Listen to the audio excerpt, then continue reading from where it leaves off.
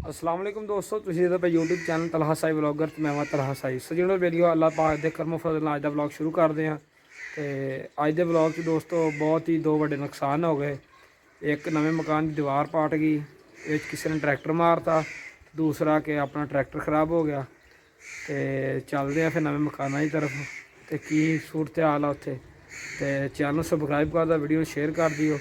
तो चलते हैं मकाना की तरफ, वीडियो बहुत अच्छी बनने वाली है।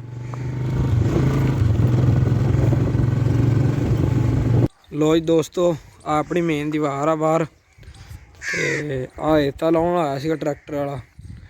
दोस्तों वेखो, दीवार दे विच मारी इन्हें ट्राली, तो इधर भी तेड़ चल गई, काफ़ी दूर तक तेड़ चल गई है।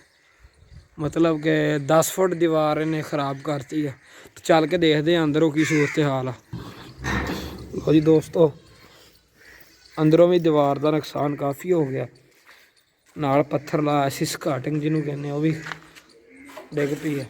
देखो जी, थोड़ी तेड़ चल गई है। बाकी पिलर में भी नुकसान पहुँचा हो, इधर भी तेड़ आ गई। हूँ दोबारा करनी पैगी तमीर। लो जी दोस्तों, दूसरे पोर्शन वाल चलते हैं। रगड़ाई वाला लगा, देखते हैं रगड़ाई कितने पहुँची।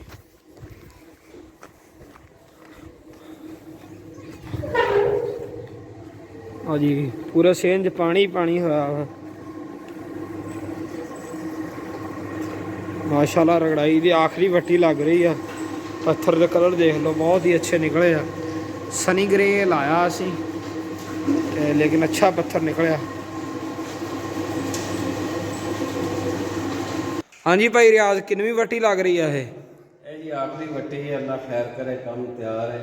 ठीक है जी। किनिया वट्टियां लग गई पहला? तकरीबन 11 वट्टियां लग गई। ठीक है जी, मतलब कि काम फाइनल आया, आखिरी वट्टी तो पॉलिश बजेगी फिर सही हो गया। चलो ठीक है, करो फिर काम जारी इंशाल्लाह। लो जी, आखिरी वट्टी है, बाद चो पॉलिश बजेगी इतने सारे।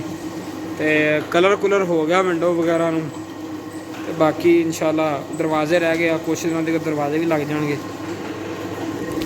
दोस्तों चलते हैं फिर मरबे चलते हैं। ट्रैक्टर खराब होया तो उत्थे देखते हैं की सूरत हाल आ। तो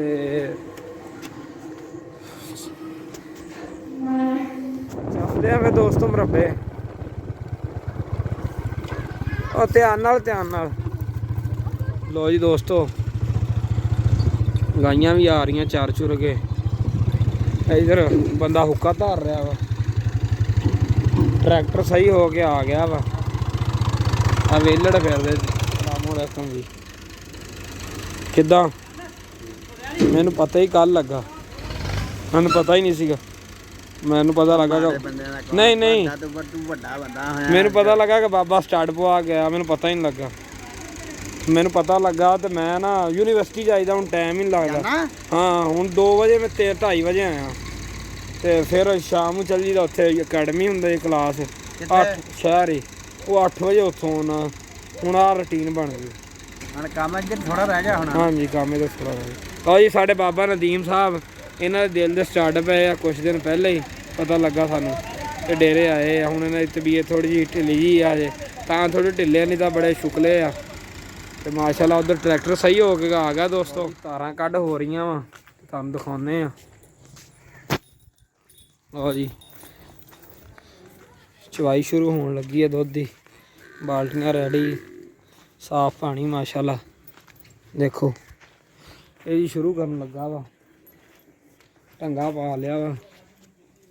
देखो क्योंकि जानवर डर जाता वा अक्सर, तो फिर दुध डुल जाता हुंदा वा, इस करके ना ढंगा जरूरी हुंदा मारना।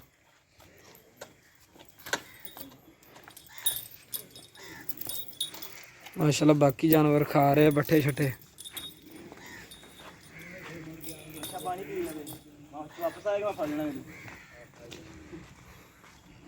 पानी पिला ला ना, पानी पिला के तो फिर बन दी। हुक्का तरिया गया, चलो सही हो गया। जी दोस्तों, इधरों बंदा दुध लैके भी आ गया, चवाई चुई कर ली है इन्हें। हुण ਤੇ ਇੱਕ ਦੁੱਧ ਫੜ ਲਈਏ, ਫਿਰ ਦੁੱਧ ਘਰ ਦਿੰਨੇ ਆ। ਠੀਕ ਆ, ਤਾਂ ਪਹਿਲਾਂ ਇੱਕ ਬਾਲਟੀ ਪਕੜਾਇਆ ਜੀ। ਚਲੋ ਫਿਰ ਦੋ ਆਣ ਕੇ ਫੜਦੇ ਆ, ਕਿਉਂਕਿ ਦਰਵਾਜ਼ਾ ਵੀ ਖੋਲ੍ਹਣਾ ਵਾ, ਕਿਤੇ ਬਾਲਟੀ ਡੇਗੀ ਨਾ ਪਵੇ। ਸਿਰਫ ਧੂੜ ਹੀ ਧੂੜ ਆ, ਕਿਉਂਕਿ ਮਾਲ ਪਸ਼ੂ ਵਾਪਸੀ ਆ ਰਿਹਾ ਚਰ ਚੁਰ ਕੇ, ਤੇ ਨਰਮੇ ਦਾ ਸੀਜ਼ਨ ਵੀ ਆਊਟ ਹੋ ਰਿਹਾ ਵਾ। ਛੁੱਟੀਆਂ ਵੱਧ ਕੇ ਆਉਂਦੇ ਆ ਸ਼ਾਮ ਨੂੰ, ਹਰ ਤਰਫ ਧੂੜ ਹੀ ਧੂੜ ਆ, ਦੇਖ ਸਕਦੇ ਹੋ। ਉਮੀਦ ਕਰਦਾ ਹਾਂ ਦੋਸਤੋਂ ਨੂੰ ਅੱਜ ਦਾ ਵਲੌਗ ਬਹੁਤ ਅੱਛਾ ਲੱਗਾ ਹੋਵੇਗਾ। ਚੈਨਲ ਨੂੰ ਸਬਸਕ੍ਰਾਈਬ ਕਰ ਦਿਓ, ਵੀਡੀਓ ਨੂੰ ਸ਼ੇਅਰ ਕਰ ਦਿਓ, ਲਾਈਕ ਕਰ ਦਿਓ। ਇਨਸ਼ਾਅੱਲਾ ਤਾਲਾ ਅਗਲੀ ਵੀਡੀਓ 'ਚ ਮਿਲਦੇ ਹਾਂ। ਅੱਲਾ ਹਾਫਿਜ਼। ਅੱਲਾ ਤੁਹਾਡਾ ਹਾਮੀ ਨਾਸਰ ਹੋਵੇ।